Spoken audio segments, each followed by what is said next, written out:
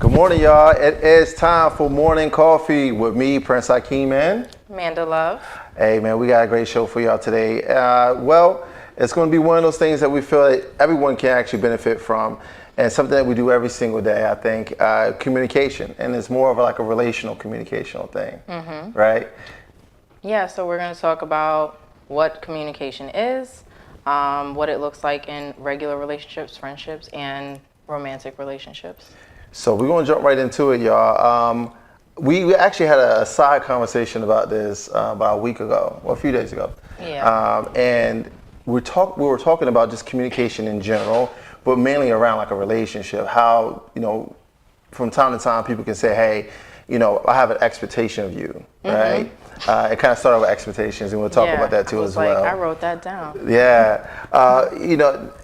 And then I kind of went into what expectations look like, but then more so you hit on communication and why that's more important, and it kind of went more into this communication overall, relational, where it comes to friendship, romantic relationships, whatever it may be. And I thought it was some good information to talk about and give people some pointers on it. So, from your take, how important is like communication in any relationship? Well, I think communication is like everything, because it's everything we do. It's talking, it's nonverbal communication. It goes from that to even like looking at somebody, not looking at somebody if they're talking to us, when we look away. So we specifically went into, and that's why I was looking at my notes, because we went into expectations versus standards. Right. Because we got into a little disagreement. No, you can call it what it was. It was an argument about it. I mean, it is what it is, but I think it was a healthy one, because we sometimes get in our own way of thinking, and I think it was healthy. I didn't agree with everything, but I got what you was coming from. So we even broke out like an iPad and dictionaries. Yes. And what is a standard versus what is expectations. So I wrote everything down, because that's just me. So we wrote down expectations. So expecting something is regarding it as likely to happen, right? Versus a standard is a level of quality or attainment. So we're like reaching for something. Right. So when we were discussing relationships, we said most people go into relationships saying, this is what I want. This is what I'm expecting. Right. So we use those terms sometimes interchangeably, but they're not really the same thing at all. Right. So you were saying it's acceptable to have a standard. Absolutely. And I was saying it's not acceptable to have an expectation. Right. So I feel like you should have more of a standard than the expectation of someone. Because once you say I expect you to do something or have an expectation, it's the definition of that. And correct me if I'm wrong, I can't say word from word, but it's really saying that you hoping and wishing that the person would do or say whatever it is, right? So you're setting yourself up for failure. Well, when you talk about expectations, you don't say I expect you to do it. It's kind of. So you saying I expect you to do it, and that's what we started to argue about, was you saying like, if I expect you to do this, I hope that it's going to happen. Yes, right? You hope and you wish. And I was saying, expecting it is like you believe that's going to happen. This is what it's going to be. So we looked in the actual definition of the word, and I'm not sure if what you were saying is part of the definition. Was it part of the definition? And it depended on where you looked. It was. Shout out to the World Wide Web, because you can look up information in there, and it gives you bits and pieces all over the place. And you can find what you want. Yeah, and you can make your own point. But I would say this, is that when it comes to that, even if that's the case, belief is still not a solid thing. There's no evidence of it, right? Because I can believe it's Santa Claus, but there's no Santa Claus. Would you agree?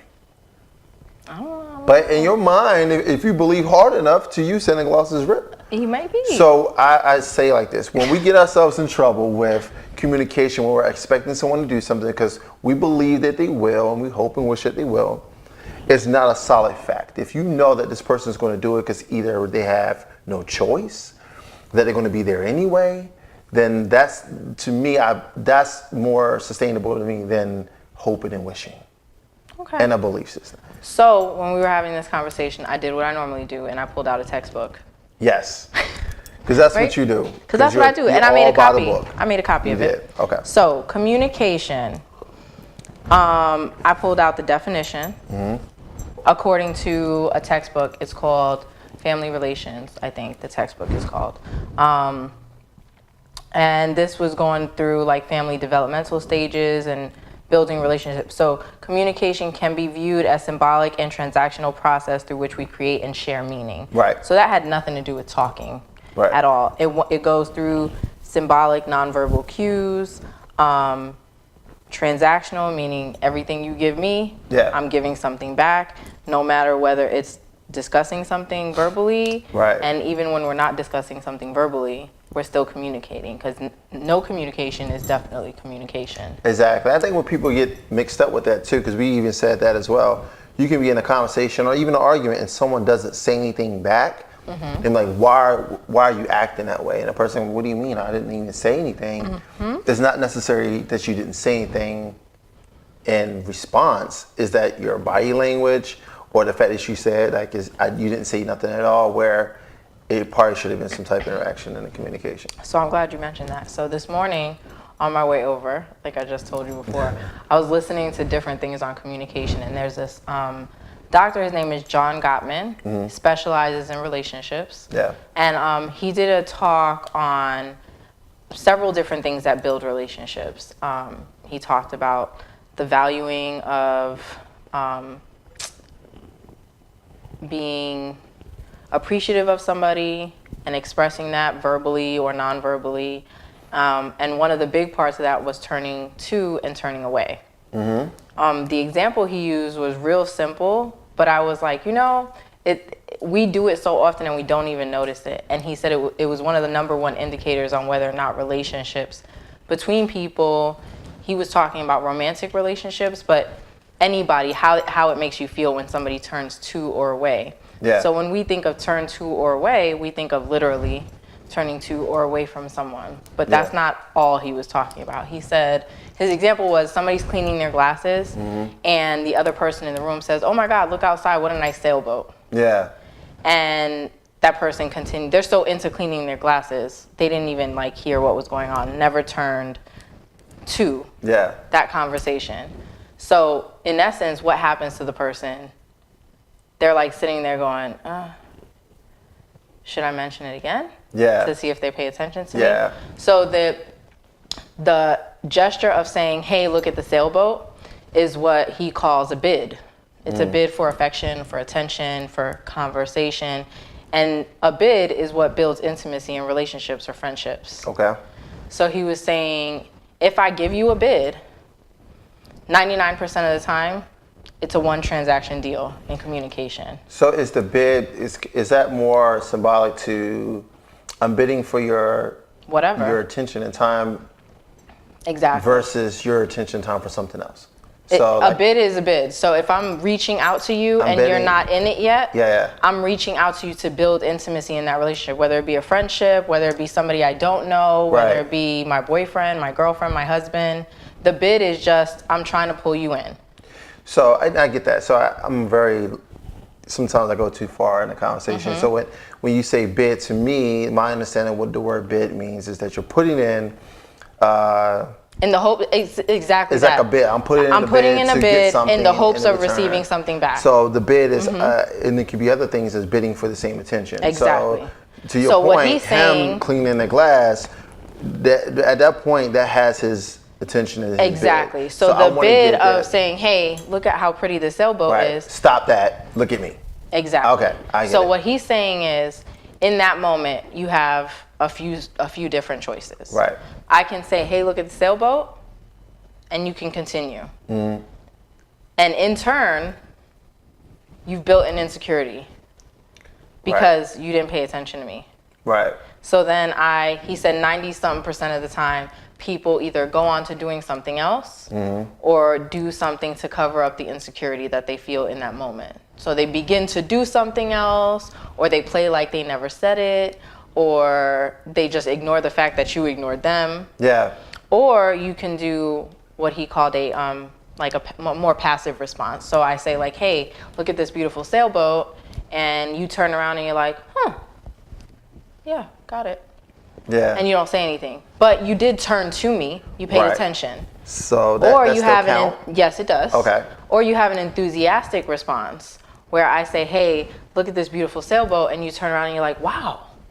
So my only question to that is then, because I've been in conversations or in situations where someone's bidding for my attention, right? And I turn, I give it energy. I mean, because I want to, acknowledge the situation. But what I was doing prior to that had my attention, my mind is still focused on that, but I turned, gave you some of my attention, and then I turned back and then had the excitement behind it. And then the person said, well, you're not as interested, right?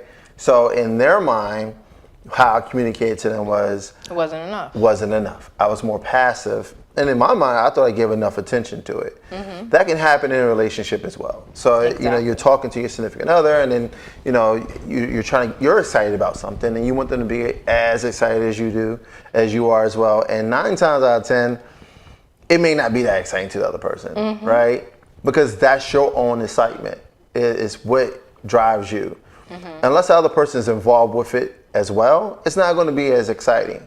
But I see that where people tend to get upset because they're like, you don't support me enough because you're not as excited and enthused as I am. We have a problem. Now, And that goes back to communication. Right. Is being able to say like, I care for you enough that I'm saying what hurts you or what bothers you or what excites you matters to me. So I'm Right. showing some investment, but it may not be equally as exciting for me. yeah, But even acknowledging that you noticed it, and I'm still here, I'm still excited for you. yeah, It's just we can't all be on the same exact wavelength emotionally for every single thing. exactly. But it's a matter of acknowledging that I see what you're going through, or I see you're excited about this, or I see that this holds some value to you. And because it holds value to you, that matters to me. Right. It doesn't have to be that holds some value to me. Right. Just that it matters to you holds value for me. Right. I find that even in friendships sometimes where people say, you don't support me, right? Because like you said, some of those nonverbal cues that people give off. You can be in a conversation or in a situation where you own a business and you don't feel that because your friends aren't communicating that they're proud of you. And what I want to kind of give to people is this. It's not that people don't support you or they're not proud of you or whatever. They have their own thing going on. So it's not about, it's not a support and they're not communicating it the way you wanted to communicate. Whenever y'all talk about it, just watch how they, interact with you in that conversation, because it could be a situation where they don't know enough about it to even be excited about it. And once you kind of give that information about what you're doing and they can see it, you might see that change a little bit as well. So I think where we were on this was a really great part of it. Now, kind of going back, because we talked about standards and expectations. Now, this is where my standpoint with standards are. And it ties all into communication. Because you have to communicate what you want from a person. A standard is a solid thing, right? So It can be. It's not for everybody. yeah, it may not be for you. I communicated that to you. I told you this is my standard. But some people have very fluid standards. Yeah, and that's fine too. As long as you communicate that. If you know that, hey, this can change. I got some wiggle room. It's gray areas here. It's not always going to be exactly what you thought it was going to be. And that's okay. As long as you know that. But if you're being fluent without being and not communicating that, then you can't expect people to be like, oh yeah, I'm good with that. Like, no, you didn't tell me that this can change at any moment. If it can change at any moment, fine. Then I expect it when it does change, this is just part of the process. But when you're saying, look, this is my standard. I have a standard when I go to a restaurant. My standard is my silverware should be clean, right? That my server should come by and check on me every so often. That I shouldn't have to hunt my person down to get my food. Now, if I go into a restaurant and I have an expectation of that, I set myself up. Because I went to a restaurant and I had all those things that I wanted because I knew the service. But I came to another restaurant and I expected the same thing, but I can't because I They're not the same. See, I don't see that. What do you mean? Because I got an expectation that if I go into a restaurant, my silverware is going to be clean. Okay. Every restaurant? I said that's my expectation. Right. Because, I mean, by the health department standards, my silverware should be clean. That's the health department standards. That's what you're supposed to be doing when you run a restaurant. No. You did, but your point was it's just my expectations is this. So even the corner dives that you get on the side of the road, they're barely getting traffic in there. There's mom and pop on. If you hand me dirty silverware, Yes. that's an expectation is that I should have clean silverware. You hope and wish is what you're saying. No, I believe it's going to be clean. You believe? Yes, But then when it's absolutely. not, you let down. I'm pissed. If you have a standard, you can't be pissed. You know why? We're talking about it's going in my mouth, though. No. That's different. I feel you. If you have a standard, you know why you can't be upset? Why? Only thing you can say is, this is not up to my standards. So and I won't eat here. And I'll leave. I'm leaving. So, and they have to understand this person has a standard. Now, if you expected me to be nice to you when I'm your server, you set yourself up too. I mean, those are pretty, like, that's the bar. Like, Chick-fil-A has a bar. Like, it's a standard That's for Chick-fil-A. extra. That's not an expectation. Chick-fil-A They set the is- expectation for you because they have a standard in the way they operate. But I can't go to Chick-fil-A, then I'll go to Burger King and expect Burger King to do the same thing. They're both our restaurants. They don't do the same thing. I don't agree. So what part you don't agree? Cause I think that you should be polite. I should have clean silverware. Is that your standard or that's your expectation? No, that's the expectation when it comes to my food. But you are right in the sense that, like, if I don't think that this place is capable of meeting my Right. expectation, I won't eat there. So for me, and this is how I look at it when it comes to restaurants, I'm not really adventurous when it comes to certain places when I'm in a foreign area. I go to things that I know, right? Because I have expectations that I know the restaurants that I go to. So if you're like in a Have foreign these country, are you going to standards. McDonald's? I If don't they eat have- McDonald's anyway. But I'm just I feel what you're saying, saying. if they don't have they a anything else Chick-fil-A that you there- know, So will you what I eat at would do is, McDonald's? if I go eat at another restaurant that I've never eaten at before, I won't have any expectations at all. I'll just only have my standards, and I'll walk in and I'll say, "Oh, y'all eat off the floor." Nope, that's not my that's not not my for me. standard. That's not for me. And I can't expect you guys to have tables and silverware. Like, I can't expect that. But you know, I've been to places like other countries that don't, but they're still clean. so they met your clean standards. My cleanliness, my level Yeah, of cleanliness. they met that expectation. standard, but everything else, right? Everything is out the window, right? So they eating on the floor, you know, or they standing up at a podium. You don't have a chair. When you go to a restaurant, you set yourself up to say, "I expect that you have all these things," and you can't. And so I say that. So what would you say in terms of relationships to give people some more Okay. like tangible examples? What would you say is something that you can say like, this is my expectation versus this is my standard? Because mine would be something like my expectation of, say, dating someone. Right. My expectation is that when you get angry at me, you don't punch me in the face. It's a pretty good expectation. Like, you should not do that. Right. That's not even a conversation. Yeah. That's not. So, but my yeah, standard yeah. is that a man be respectful. Okay. So I look at that a little differently. Mm-hmm. I think that the standard should be that I won't date someone that's abusive. So that I don't Sometimes you don't know that so I when don't you get start punched in the dating face. You'll see some telltale signs. Like, you'll see. So when they hit you in your face, right, and you like, You feel like something should have happened Wait before a that minute. you got the clue. yeah, like, wait a minute, no, and sometimes it may not. The guy is probably just psychopath number one, right? And then he's like, I've never seen any of this, right? And then your friends of him like, I never have imagined that, right?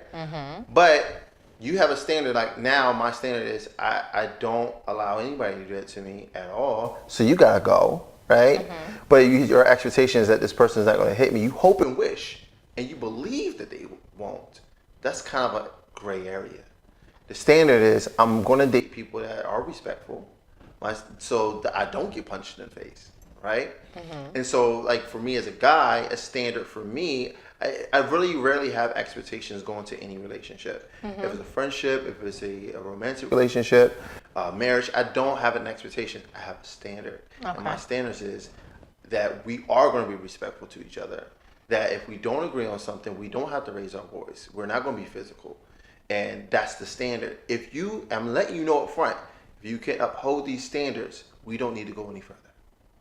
Okay. If I say I have an expectation. What if that person is just really emotional and sometimes their volume raises and they don't even know it? I'm not saying people won't ever have those type of things, like argument that gets loud. I'm not saying that. But if it's a consistent thing, we're always in a moment where we're just yelling at each other, we're not communicating properly. Because you're not effective communication. That should be a whole nother show. But it will be. The fact that we're not even communicating to the point where we're yelling, you don't hear me, I don't hear you, nobody's making a point. I'm glad you said that. And I have a thing that I give you 10 minutes. We have 10 minutes to talk about this. And after the 10 minutes, and some people may think it's unrealistic, okay, that's fine. 10 minutes, if we are not coming to a resolve, it's over. So I looked up this thing this morning, of course, and I found this little thing on couples conflict, and it was said rules for fighting fair. Okay. And I was like, huh. So what's some of those rules? So some of them I was like, of course, these would be like common sense for me.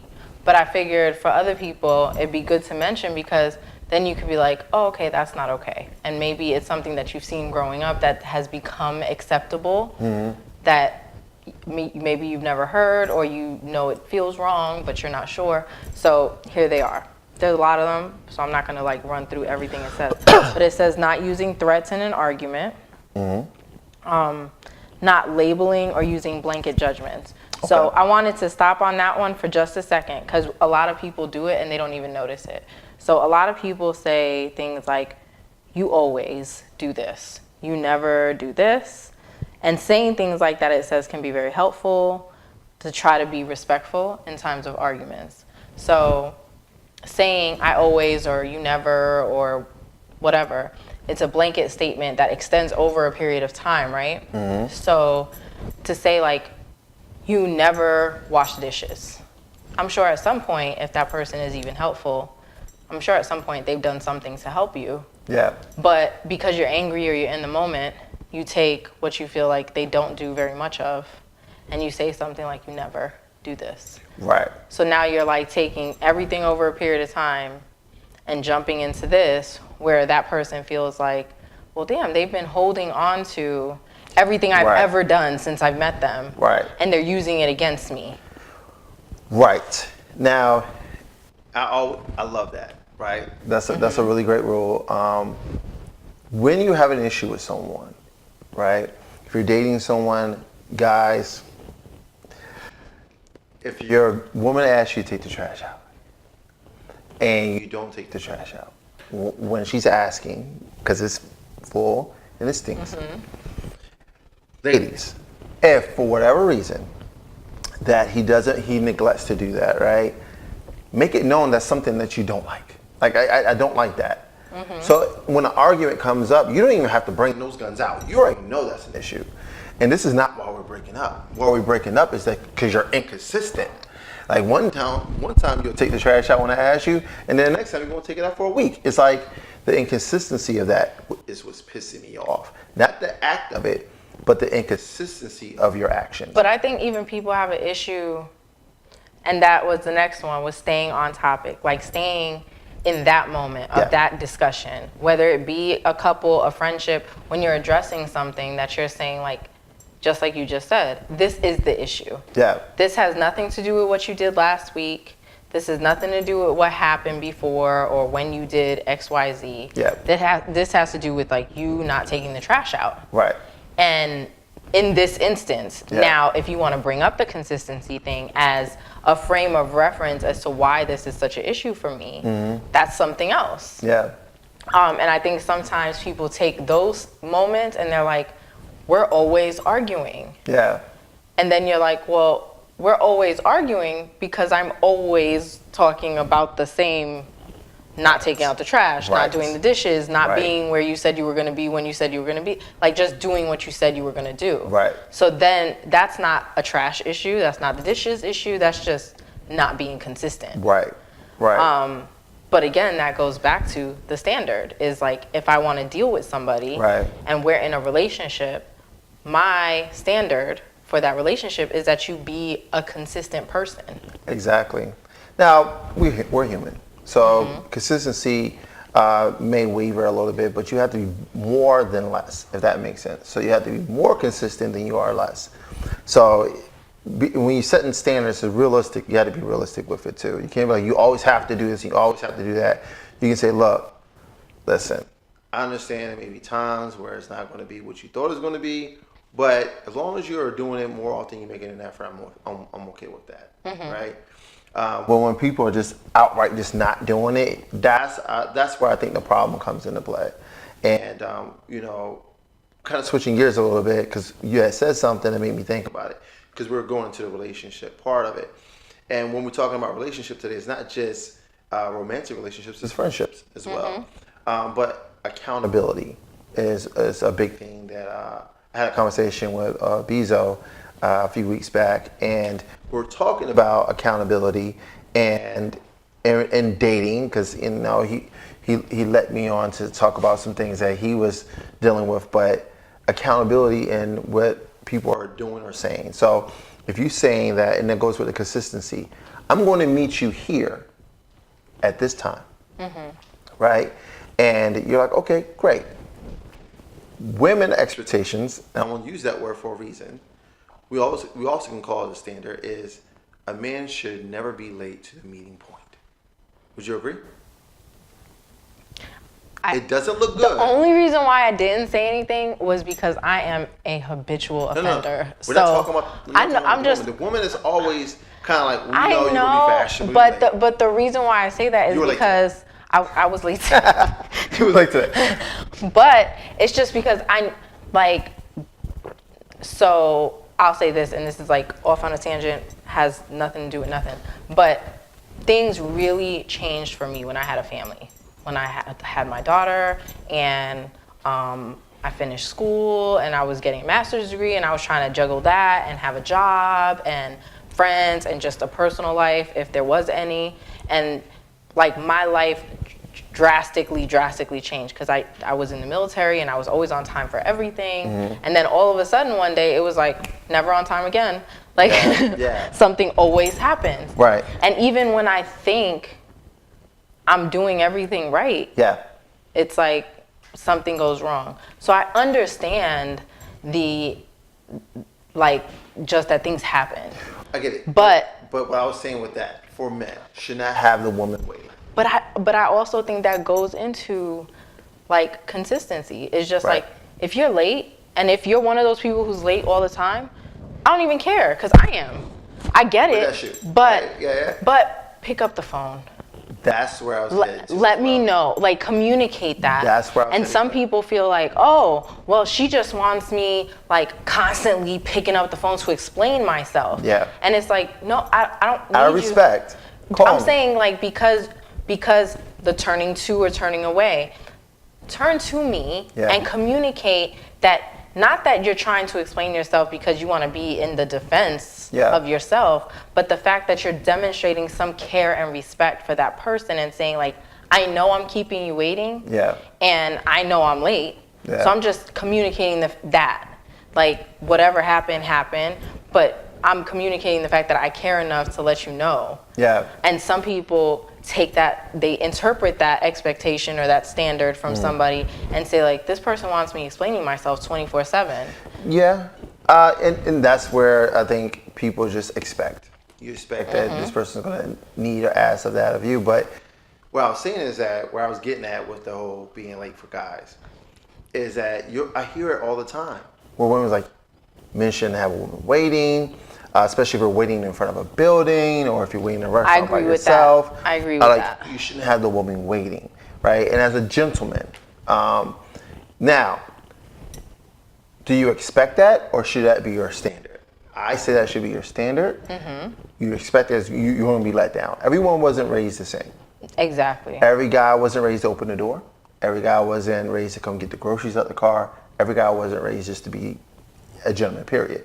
So what I'm saying is when women do it, right, and a man says, I'm going to hold you accountable, can you at least pick up the phone? Can you at least send me a text message? Can you send me a text message back? Can you respond? Can you respond? Can you let just me know say, what's going on? okay? Exactly. So the accountability piece of that, I feel like, you know, even in relationships and friendships, people sometimes aren't accountable. And it's because they're on the defense. They don't want to admit that, hey, I was wrong. You know, it happened, right? And they want to be, they want to always look in the best light possible. So when you hold yourself accountable for the things that went wrong, or you love it when things go right. I did that. You raise your hand high to the sky, right? But when things are going wrong, to say, hey, I screwed up, man. I'm sorry. That's hard. But it is hard. But as adults, why is it so hard as an adult? As a teenager, because as a kid, nobody I ever get it. taught people that being wrong was okay. Like nobody's ever walked up to me as a kid and said, "It's all right.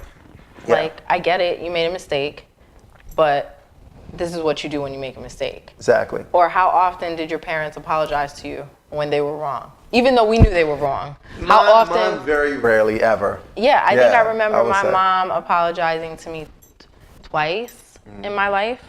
So let's go back to our rules of fighting fair. Okay. And some of them we actually already kind of touched on. We did kind of go off. So some of them was, so here we are, and this was the fourth one. It's not fair to interrupt, paying attention, making sure you're like showing nonverbal communication, that you're invested in the conversation, that you're paying attention, looking at them in the face, taking responsibility for your actions, being a good listener, showing that you understand. Don't use the words always and never. Stay in the present, so not going backwards like we were talking about. This was a funny one. So I'm gonna skip it and go back to it because I'm gonna see why I think, or why you think it says this. So okay. I'm gonna go back to it. Don't walk away or leave the house in the midst of the conflict. So. Oh, I don't know if I agree with that. Why? Why did they say? It's saying out of respect and responsibility for your own behavior, but it does go back and says if tempers are escalating, then make a mutual decision to cool off or back down. So it's saying like, let the person know. It's saying just don't walk out and not say anything. Yeah. That's what Or just hang up the phone. Exactly. Like, you have to let them disconnect in the call. So it said avoid finger pointing, lecturing, taking responsibility for your actions, doing your part, apologizing, and then taking responsibility for your own feelings. Right. And Accountability. don't suspect that a conflict is brewing beforehand, and don't exaggerate the circumstance, and saying that you both have the right to take time and calm yourselves, the kind of like walking away thing, and choosing battles carefully. So don't sweat the small stuff. Right. Is this really worth the argument? So I think that's more maturity. When somebody doesn't like nitpick on the small things in relationships, that's the mature part of it. Everyone doesn't even think that way. They think I need to argue about every little thing because I'm not happy about it, right? Or I just didn't like the fact that you did that. But how deep was that really? Did anybody die? Right? So this is the one I skipped though. Okay. So it says, do not argue in the dark or in bed. I agree. Why? I need to see your face. In the dark, it feels weird. Like I feel like I'm arguing with the boogeyman. Like, turn a light on, let me see your facial expressions, right? And it can be intimidating. You gotta imagine, right? You're average sized woman, right? But if you was arguing with a man that's like 6'3" in the dark, I've done it. It's not fun. How did that feel? It's not fun. Right, it's not a good thing, right? I don't know what your intentions are. Because then you're in the dark, like. Are you swinging or do you got a gun? Something gonna come like throwing across the room, like. What's going on? It feel like I walked in the house with a burglar. I need to see your face, right? So why not argue in bed? because that's the place of rest and peace for me. My bed should be rest, peace, and passion. I kind of like that, rest, peace, and passion, right? So that should never be a place where aggression and all that takes place unless Agreed. it's passionate. But so, you know, And there's like, other places in the house, like go argue in the bathroom. well, There's a lot of and this horrible was things talking about like happening if there. it starts there, then what? But Get out if of bed, go in the kitchen. have a discussion and say like, let's go downstairs and talk about this, or Yeah. let's go to the other room. But I definitely agree with you, just in the sense that, like, for me, I like the rest, peace, and passion thing. Yeah, I'm gonna That coin was- that. Yeah, don't steal that. That's mine. That's a patent. But I think intimacy is very important, and there's a lot of studies that have come up about sleep and circadian rhythms and how people sleep and how a schedule is so important for sleep, and just the patterns of things that we do prior to getting to bed. Yeah. So I feel like once we put ourselves in that place, that's it. Yeah. Like that, once we're laying down, if we have a conversation that seems like it's getting to that place, you have to be like, just for my own sanity, like I do not want to associate my place of intimacy, my place of rest, with an argument Right. or a heated discussion. Yeah. The only heat that should be going on in my bedroom is other things, not that. Exactly.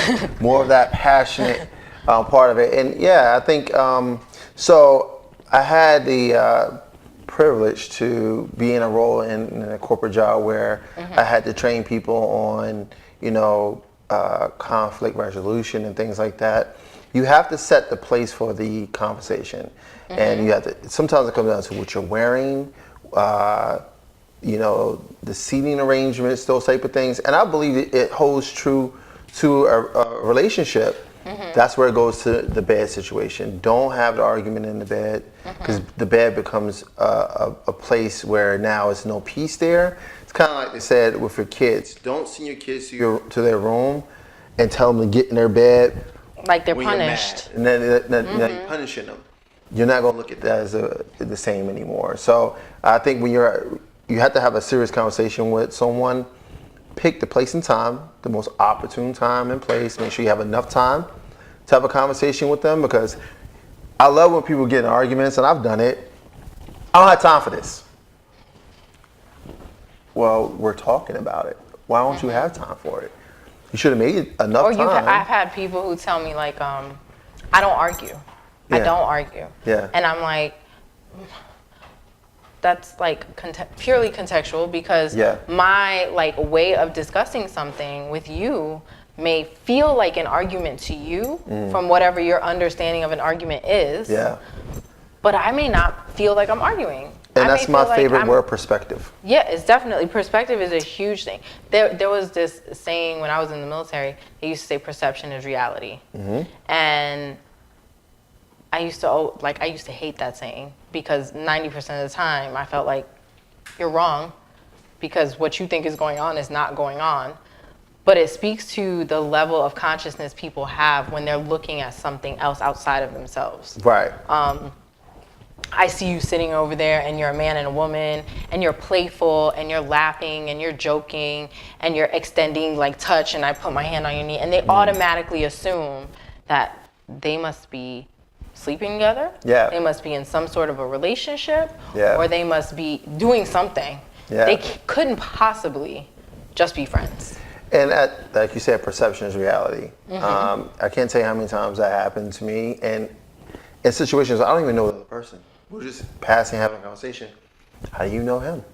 But the perception is, you assume. Maybe that's something that you have your own hang-ups on, whatever. But you're absolutely right. So when it comes down to someone saying, I don't argue, and you're looking at it like, it wasn't really an argument. It was a discussion. Like, it was, we didn't agree. It's okay. Doesn't mean it's an argument. And that's a process of developing that relationship, whether it be a friendship or a romantic relationship or just getting to know somebody. Right. Because I was discussing friendships the other day, and I said, like, you know, if somebody looks at me and says, or just by demonstration, I'm in their company and they have a slew of friends. They're always on the phone. They have a million friends on social media. They're constantly having, their phone is ringing off the hook all the time. People are hanging out at your house. But then you go through something and you're like, when I go through things, I'm all alone. Yeah. And I'm like, how? How is that possible? But then I think back to pretty much like prior to college, maybe some, just my younger, like 20s, when you don't really have a standard. You're just kind of winging it. You're figuring yourself out. You're figuring out the people around you. And you just have a bunch of friends. Like, whoever, it doesn't matter. If they're in your company and y'all are cool, everything's fine. And you guys are friends. Yeah. And then as I got older and I had my daughter and I got married and I had a house and I had responsibilities, I started to see that when I was bringing people into my life, my standard of those people had to be different. Yeah. And what I was bringing to the table as a friend, as a wife, as a companion, as a partner, had to be different. Like the quality of what I was bringing to the table had to be different. Exactly. And communicating that was so important. Yeah. Because I had friends that I at one point like distance myself from. And not because I didn't love them or I didn't care about them. It was that having them in my life was no longer beneficial at that moment. Yeah. They were either a hindrance or a weight. Yeah. And I had to be honest with myself in reference to what that relationship was entailing in my life. Yeah. And how that communication and how that interaction was impacting what I was trying to do at the time. Yeah. I think, and that's the most honest way, I think, when people say, look, this is not working out, it's unhealthy, and then have to communicate that, like you say, can be very difficult to someone. Why don't you call me anymore? Why don't we hang out anymore? And you have to be honest with them. Well, I tell people to be honest. Some people don't. They're very passive with it, like, because I don't want to argue, I don't want to make you feel bad, but I'm very direct, like, you have to be direct with people when you're talking about communication, because it's room for interpretation. And if the interpretation is that, oh, they're just really busy. No, it's not that I'm really busy. It's that we don't connect anymore.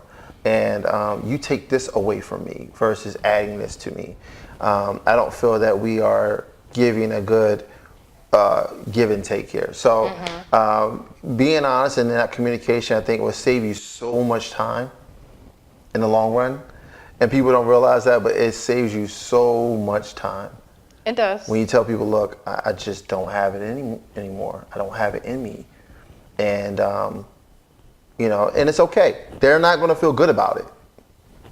That's not your problem. It doesn't always feel good to say it. I mean, because it doesn't take away from the fact that, y'all spent time. We've had this conversation too, is like investing in any relationship takes something from you. And you acknowledge that. You're like, I've been friends with this person for 10 years.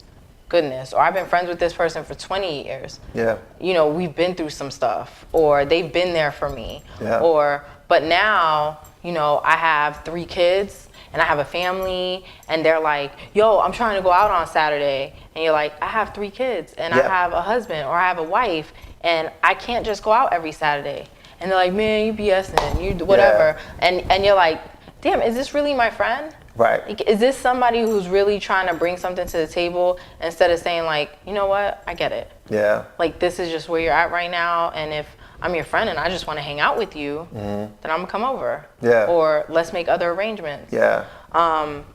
So it's a challenge. Like, no matter what type of relationship you're in, you have to constantly communicate. Yeah. This is what's going on. This is what I have to do for myself right now. This is my standard of what I'm expecting from you as a friend. Right. And if you can't bring that to the table, then right now we're just going in 2 separate directions. Exactly. Exactly. But, you know, I think the hardest part too is everyone hasn't learned, and I think this is the big takeaway really, is that everyone hasn't learned communication the same way. And then some people haven't even learned communication at all. Like, they don't even know what that even feels like, look like. To them, communication is just yelling in my hole. Or not saying anything. Or not saying anything, or just being passive, or they never really learn, like you said, from childhood, what communication should look like effectively. And so they jump into relationships with people expecting You just get it. to get communication, right? And then you let yourself down and the other person. You're literally looking clueless, like, I don't understand what you're saying. What do you mean? I don't understand why you don't get what I'm saying. Because you're not effectively communicating We're not on the with same playing me. field. We're not even on the same wavelength, right? We're not vibrating the same. But you were expecting me. Now you're being let down because you expect me to communicate the way you do or not communicate the way you do. And it's not working. And I feel like that causes more damage in relationships than it does anything. It does. Because I feel without communication, there's no relationship. If you're not communicating with me and I can't understand, and we can sit here and have a conversation right now. I can say something in my mind. It was completely clear. You're hearing it completely different. And that's why, and I've heard this even about myself, from my friends, from relationships I've been in, I've heard so many people say, you ask so many questions. Yes, you have to. And I'm like, that's me, that's who I am. And I do it not as a counselor, not trying to be a therapist, not trying to figure you out. I'm not doing an assessment in the moment. I'm usually just trying to learn you. Yeah. To see how much investment am I putting in this relationship, that it's a prosperous relationship for both of us. Because every relationship you go into should be beneficial for both people. Exactly. Or for both parties, or this family and that family. Like, what happens to people? They have kids. They're like, let's go on play dates. Why? Because you have a child that's around the same age as my child and they play well together. So our investment in that relationship may simply be that our kids play well together. Exactly. But that's part of that relationship, and understanding that and taking that for what it is. I know that, some people, even family dynamics is like, I don't get along with, and I'm just using this as an example, like my brother-in-law or sister-in-law. I don't like them. I don't want to talk to them.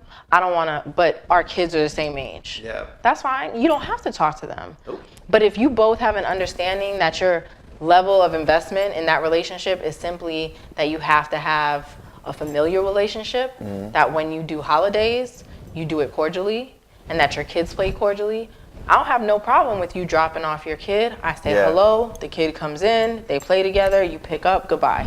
Yeah. And that's your investment in that relationship. It's still a relationship. Exactly.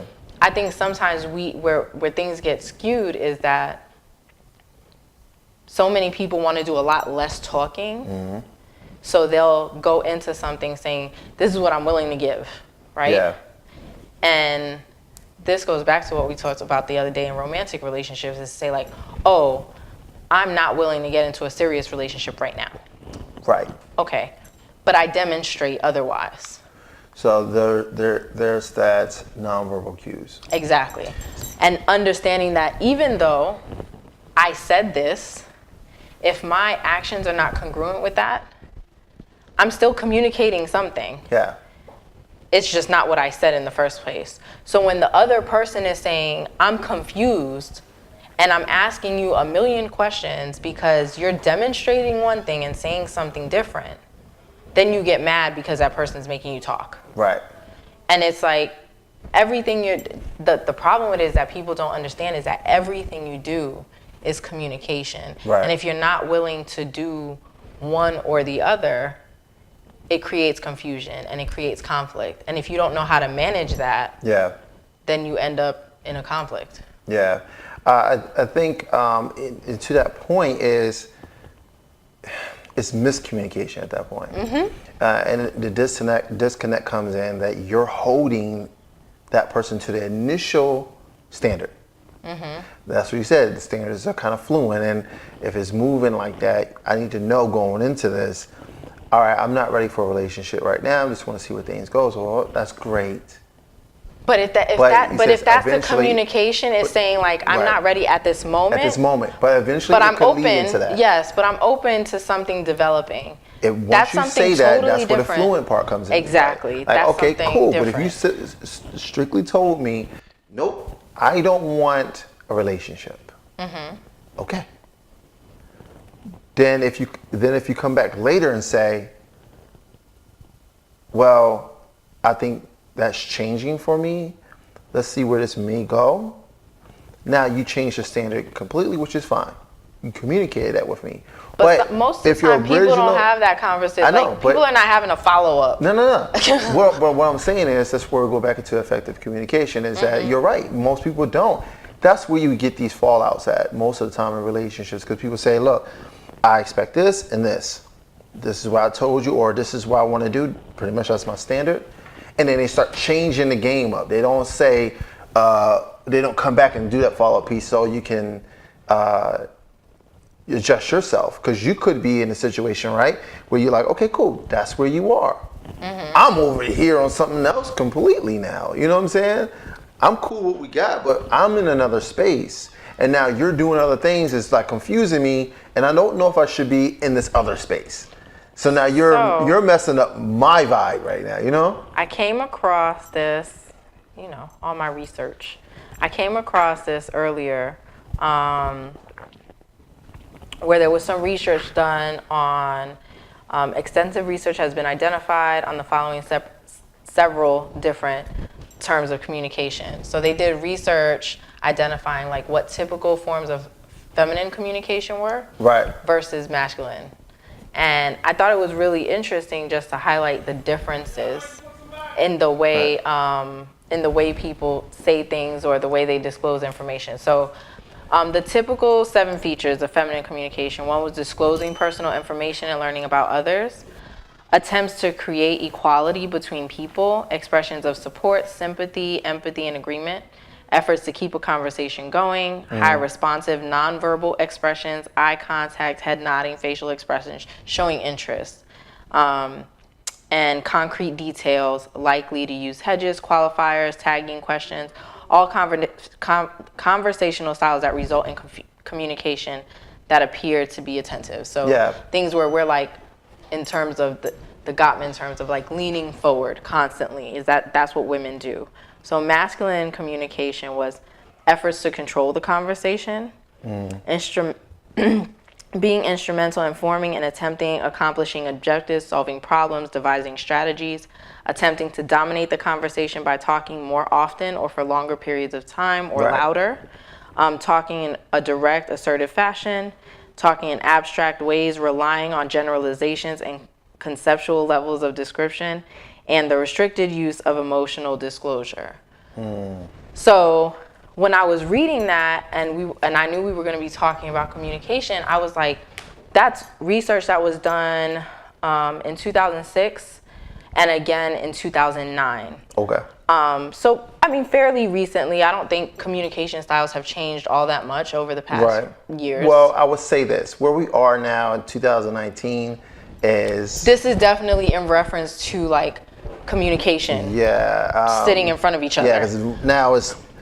But this can definitely be interpreted into, like, social media and how people communicate via text message, via FaceTime, is because it's generally saying that women are just more attentive, more sympathetic, more empathetic. We're expressing ourselves in a much more emotional frame of mind when we're going into any relational conversation or communication. Men tend to just, it seems like my interpretation was like, state the fact, be assertive, be direct, restricted use of emotional disclosure.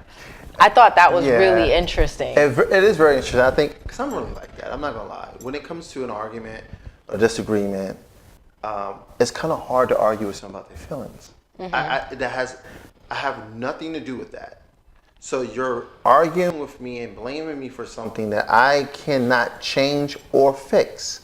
It's literally something that you have to do for yourself. Now, I could have created the atmosphere for it, right? What we call it? I created the like you influenced that. Yeah. But I could have done. Listen, I'm in the air. I gave you I incubated that for you, right? But still, you're responsible for your actions and your responses to that. I'm feeling like, all right, so you don't like something, you don't like you have a notion about something. What is the fact you're getting at? I can argue a fact. Or no, you really can't argue with a fact. I can argue with your point, then I have my point, and then there's the facts, right? So if we are arguing, I don't know, anything, right?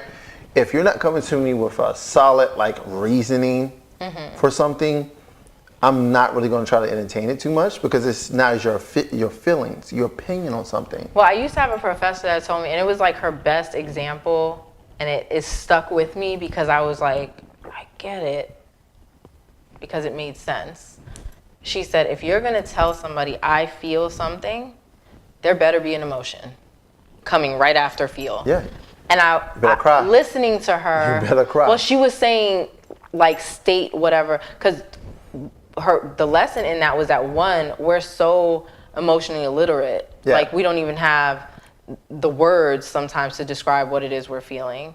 And second of all, she was saying that, you know, when people say I feel, they never give a feeling. They always say, oh, I feel like you did blah, blah, blah, blah, and it becomes you. Yeah. So she was always saying, like, if you say I feel, then there should be like, I feel hurt because whatever the because is. Yeah. So this way you're expressing the emotion that you felt and what happened, what was the event that occurred that made that happen.